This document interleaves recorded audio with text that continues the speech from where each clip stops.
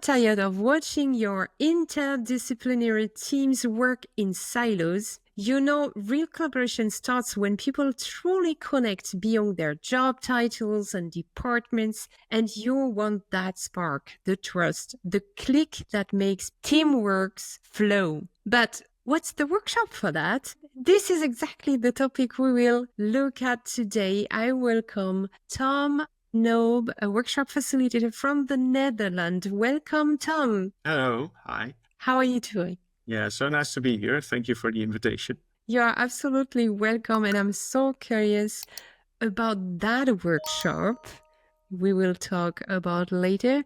But first thing first, would you like to tell me who you are and what you are doing for a living? Yeah, as you said, I'm Tom Nobbe. I'm a Dutch-based workshop facilitator and designer. I actually do two things for a living. I work at Maastricht University as a program manager and also as a facilitator. And a few months ago, I also started my own company in facilitating, which is called Simplifico. This stands for Simplify Collaboration, so hence the name Simplifico, combination of these two words. Very nice. So I'm now fully in the process of building up my own company. So that's an exciting thing to do. A lot of new stuff that I haven't done before, but that makes it a very nice thing to do. We learn so much on this new journey, right? I have the feeling that I learned much more in 3 years than in 20 years before.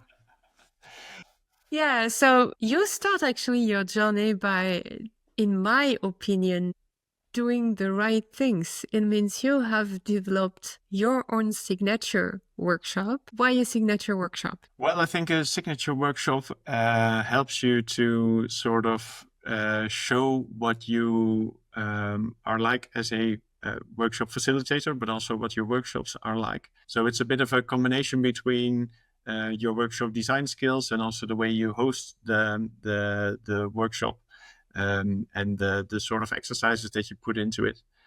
It's a sort of a complete package of the thing that you do. And for me personally, I always like to add sort of I always call it sort of a sauce or a sort of theme in my workshop, so that it's not just a combination of a few exercises that make a workshop, but that there's a sort of thematic red thread that runs through the various exercises that you put the group through. So that makes a signature workshop for me, that people really recognize it as a thematic and well integrated and also fun workshop. Yeah. So you create your own storyline and you create your own branded journey that people can experience. And this is coming from your experience also, because I guess that you created this workshop because you recognize that there is a problem to solve and that you have the expertise to make this happen, right? Yeah.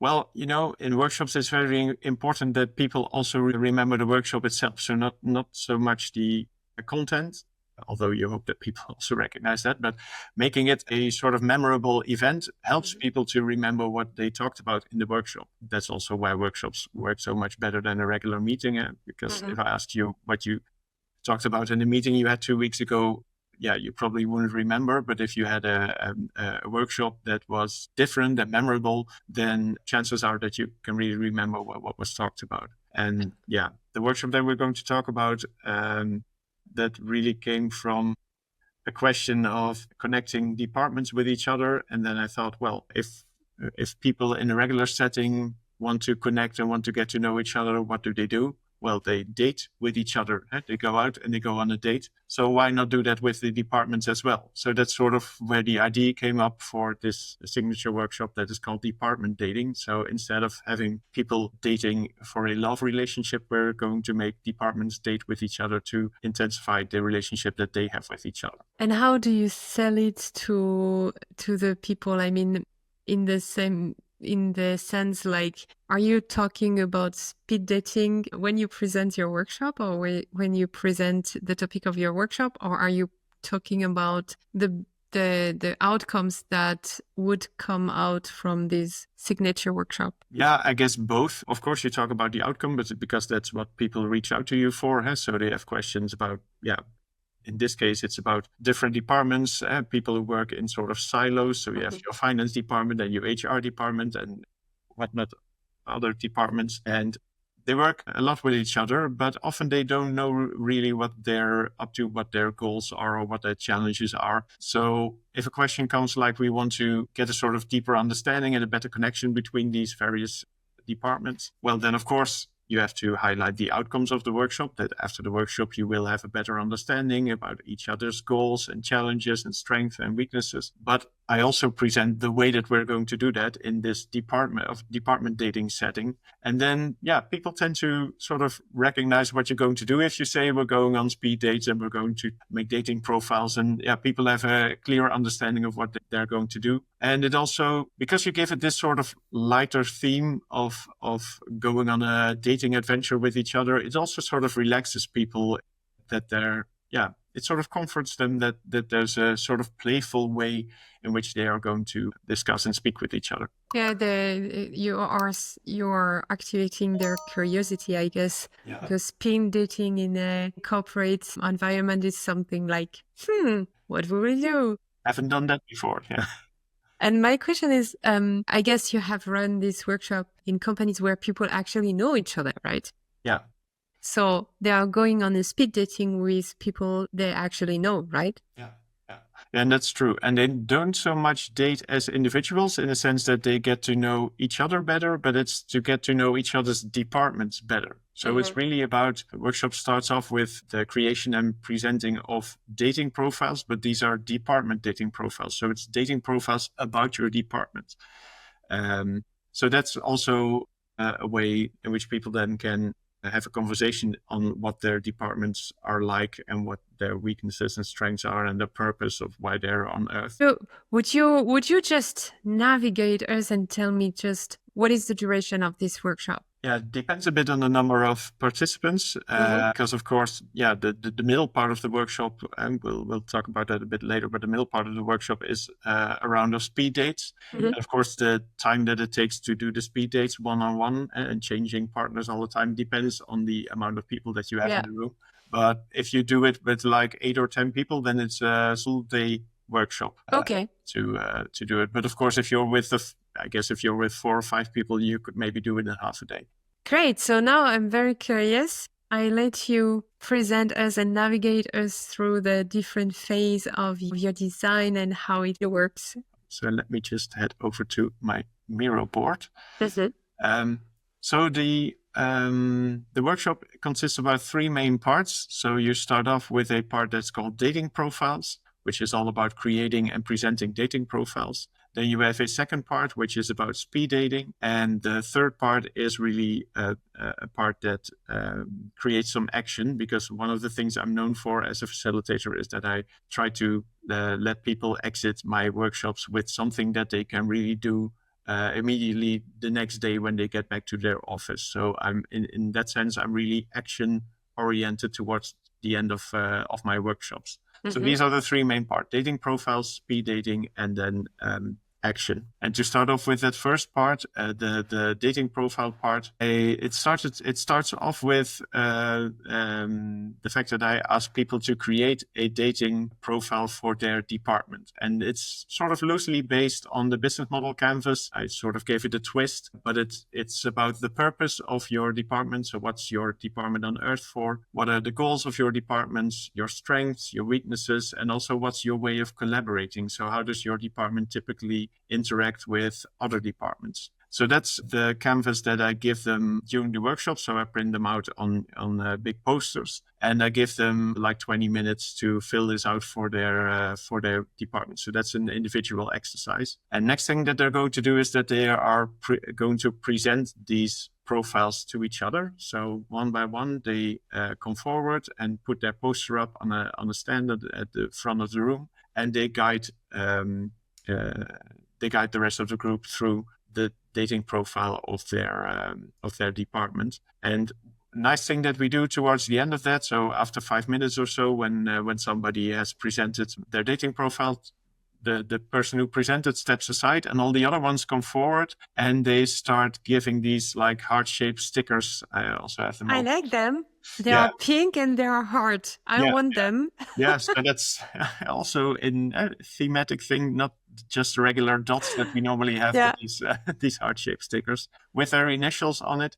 and they put it next to the items that they liked on that Presentation.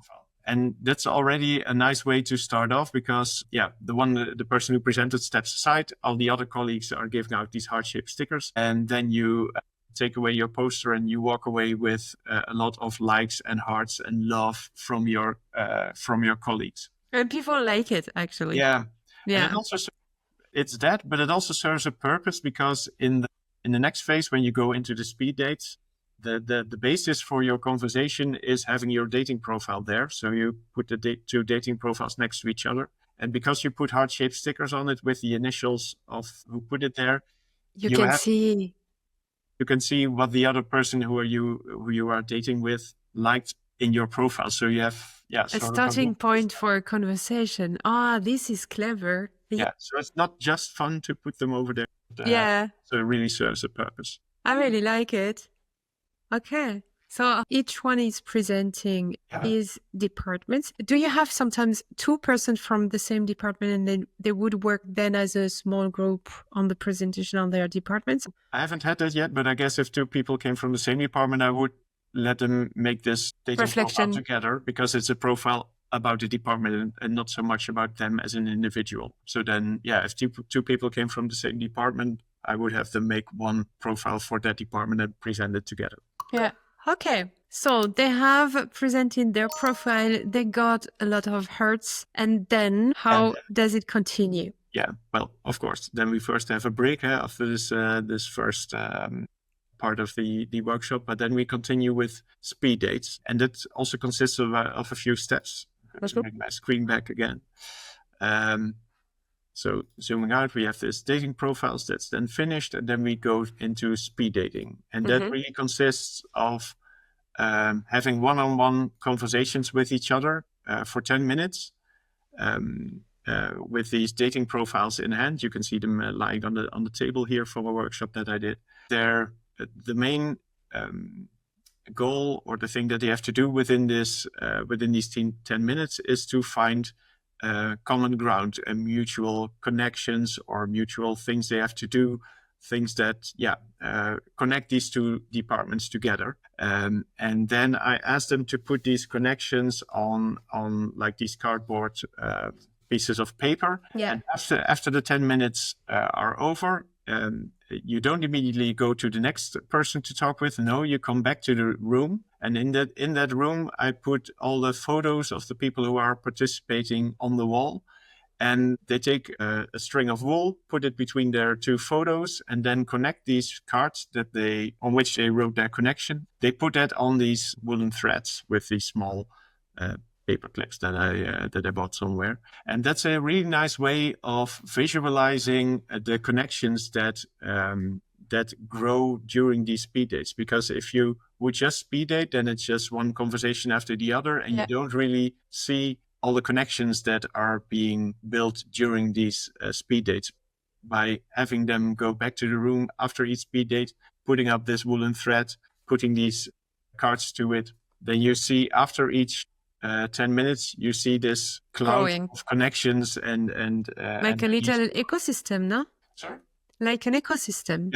Yeah. Can I ask you, what are the people writing on these cards? Connection? Yeah, it's they have to write down mutual connections between their departments. So they have to find, for example, common challenges that they can work on, or things that they could do together, or things that don't work out between the two of them that they would have to look into. Yeah. So it's really about the connection between those two departments and not so much between the two people who are sitting there, although sometimes things end up on these cards that are also related to these two individuals sitting there. But I really try to focus them on looking into the connections between the departments and writing those connections down on these cards and putting them up on the wall. Because as I mentioned, it's about the connection between the departments and not so much about the connection between the people, although by having these conversations, also, of course, the people connect with each other. Yeah. Very nice. This is also a very good resource for you as a facilitator to see what people maybe want to fix between to department and where you could help for next steps, right? Because in this group of 10 people, that was the example that I was just showing. You could see, I didn't really count them, but I guess it's like 80 connections or something, or things that are up on the board. So there's a lot of stuff that can be done afterwards, after the workshop, a lot of things that people identified that they can work on. And of course, when the people are off on their speed dates, you as a facilitator can have a quick look on what they came up with, because they just put it on the board. Absolutely. So that also helps if you want to hint out something later on in the workshop, or if there's something that emerges often between various departments, then that's maybe something that you could address later on in the workshop. Yeah, or later on in the debrief. Yeah. With the customer. Right. Next steps, the final steps then. Yeah, because the previous step ends with the people coming back to the room and then seeing this whole cloud of interactions and connections that they have with each other. And that sort of gives them the feeling, we really have a lot of connections with each other and a lot of things that we could do and a lot of commonalities and a lot of things, of places where we could help each other out. So that's really that power of visualizing something like that on the wall, that people can, after these rounds of speed dates, can have a look at it and see, well, it's a lot that we have in common. So that sort of gives a common feeling of them working together. But of course, if you would end here, then you would have a nice cloud of connections. But as I said, I really want to work towards action. So I end this workshop with the last step, which is called action, or actually from idea to action. And then I hand them out this leaflet, which says, well, what's your name? What's your accountability buddies? Most of the time it's the person who's sitting right next to them. And then I ask them to pick one ID out of this whole cloud that they created on the wall. So one ID out of all the conversations that they had in the previous exercise, and translate that into concrete actions that they will perform in the next 2 months. You as an individual, what ID do you pick from the wall and what actions will you perform in the next 2 months to make this ID happen? So they write down some actions that they will do. And then I also let them think about a reward. So if they manage to carry out these actions over the next 2 months, what is then the reward that they will give themselves if they succeed? And that's also a nice way to sort of make everybody human again at the end of the exercise, because people come up with, well, my reward would be that I leave my phone off for the whole day, or my reward would be that I'm going to eat a big ice cream in the city center. Or, people come up, and that's immediately a nice closing exercise that I let them tell the other person about the action that they came up with. But the rewards is a nice thing to share at the end, because then you can, that's a really personal thing that people came up with. And especially if you're working with a group of directors or managers who are normally maybe a bit serious, then this reward part really opens them up as a person, because you can, they show something about themselves in this reward area. So that's also a nice closing round to hear the rewards that they are going to give themselves if they succeed. I like that you have this action plan at the end, because you told me they have to write an action that they will take in the next 2 months. Are you reaching out to the group 2 months later to make a retrospective of what happened after? Yeah, and ideally you would do it after 1 month to have a sort of in between result to see where they're at, and then after 2 months to see if they succeeded. Depends a bit on the group if they want it or not, because sometimes they're in for such a follow-up, and sometimes they just like, no, we'll manage from here. So it depends a bit on the group that you have and what they want. But I guess it really helps to have 1 or 2 follow-up sessions to see where they're at. And it's not so much that everything has to be executed, but I want to trigger that they really move into action, because especially this kind of workshops, such as thematic workshops, that really takes you out of your daily routine. The major thing that can go wrong is that the next day you go back to the office and you go into your regular routine and you don't do anything with what you did during the workshop. Exactly. So this is a way in which you try to make sure that people actually do something with the outcomes of the workshop.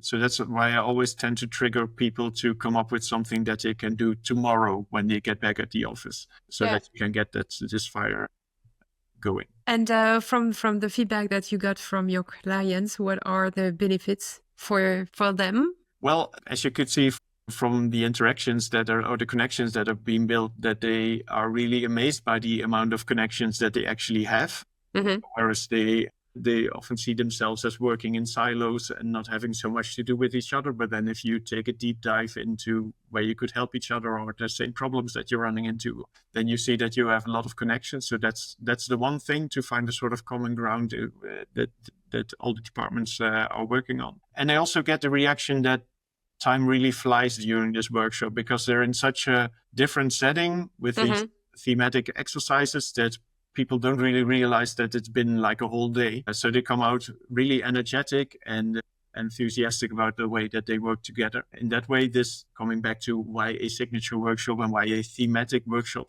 that really helps to get people out of their normal way of working and make it something that stands out and something that they really enjoy doing.